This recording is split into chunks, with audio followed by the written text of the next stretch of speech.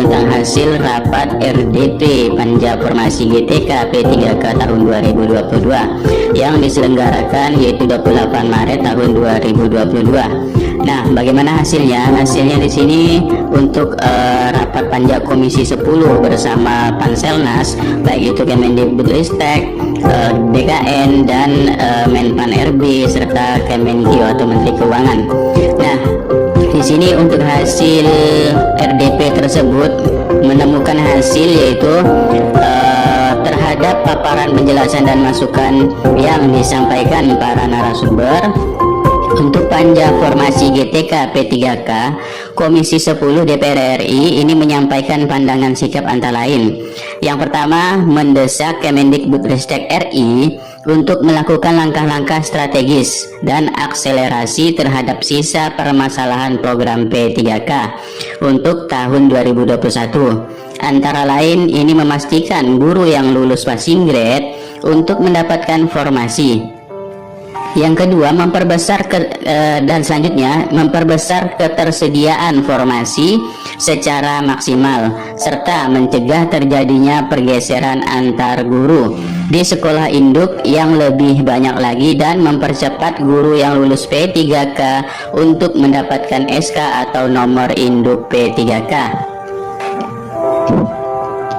Nah, yang kedua ini adalah selisih supply dan demand. Ini ada 173.952 kebutuhan guru ASN tahun 2012 sampai 2020. Jadi alokasi anggarannya agar dipergunakan kembali untuk pembayaran pendidikan, pembayaran guru ASN. Nah, jadi tahun 2012 sampai 2020 ini memiliki sisa anggaran yang bisa dipergunakan untuk anggaran tahun 2022. Nah, selanjutnya yang ketiga ini adalah mendorong Kemenkeu RI atau Kementerian Keuangan RI dan mendesak Kemendikbudristek RI untuk memastikan alokasi anggaran gaji guru P3K dalam APBN tahun anggaran 2022 sebesar 10,58 triliun dapat dipahami secara baik oleh pemerintah daerah dan tidak menjadi beban untuk APBD. Nah, yang keempat yaitu mendesak Kemendikbudristek RI untuk memasukkan tenaga kependidikan dalam formasi guru P3K tahun 2022. Maksudnya di sini adalah teknik ya, tenaga kependidikan baik itu operator, tukang kebun dan kebersihan ya sebagainya.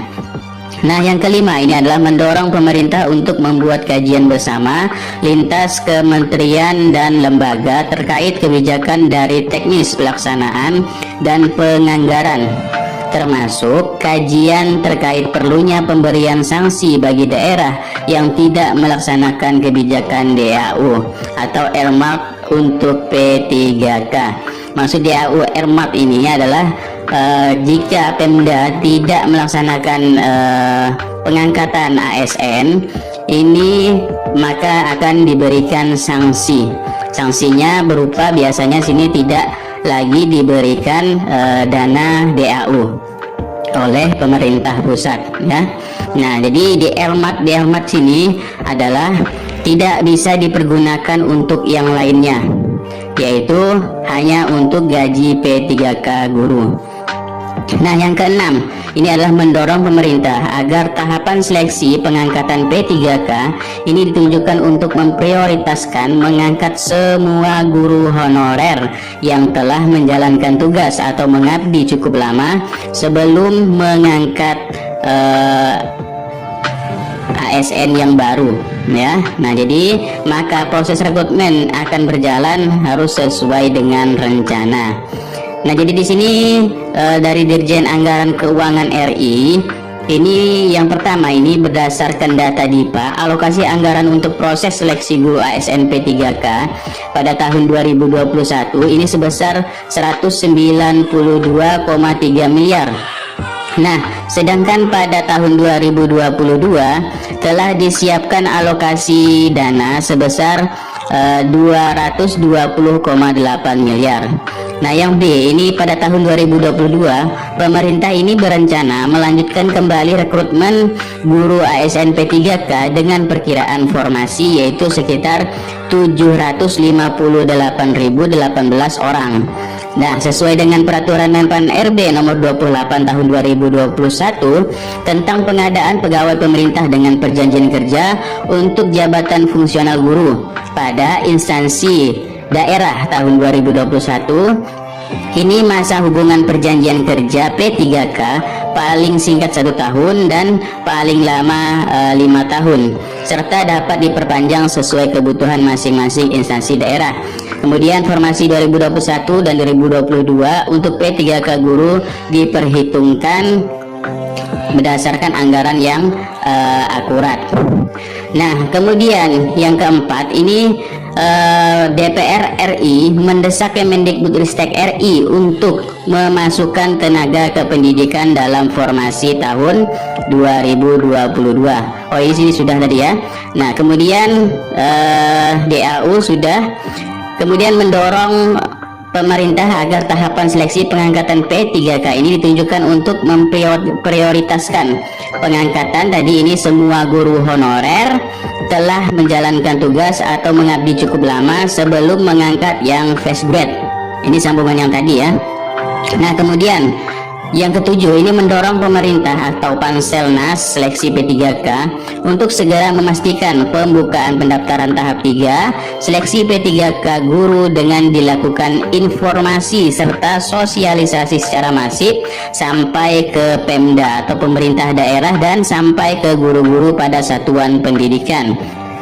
Nah, yang kedelapan ini adalah mendorong Kemendikbudristek RI untuk meningkatkan pembinaan kepada Pemda terkait pengelolaan dana DAU yang digunakan untuk gaji guru P3K.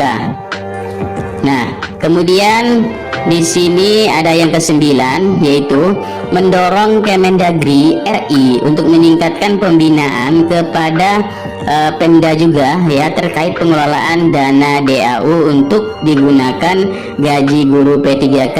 Nah, kalau pemerintah daerah di sini memang bagian pokok pentingnya itu pada Kemendagri ya, Kementerian Dalam Negeri RI. Nah, itulah yang bisa mendorong karena dana-dana sumber dana dari pusat maupun dana-dana daerah ini yang mengelola ini adalah Kemendagri. Selanjutnya di sini adalah ada yang ke-10 ini mendorong Kemenpan RB untuk memastikan kuota nasional P3K untuk memenuhi kebutuhan dan pengangkatan guru dan tenaga kependidikan di Kemenak RI. Nah, jadi dinas Kemendikbud dengan Kemenak ini ya harus memaksimalkan kuota nasionalnya ya untuk memenuhi kebutuhan pengangkatan guru dan tenaga kependidikan. Nah, itulah hasil rapat untuk Komisi 10 DPR RI dengan Panselnas kemarin ya. Nah, jadi mudah-mudahan ini sedikit bermanfaat. Jika manfaat, mohon doa dan dukungannya selalu. Salam TPMDS Indonesia, salam sobat-sobatku dimanapun berada, salam sehat selalu. Wabillahi taufiq wal hidayah. Wassalamualaikum warahmatullahi wabarakatuh.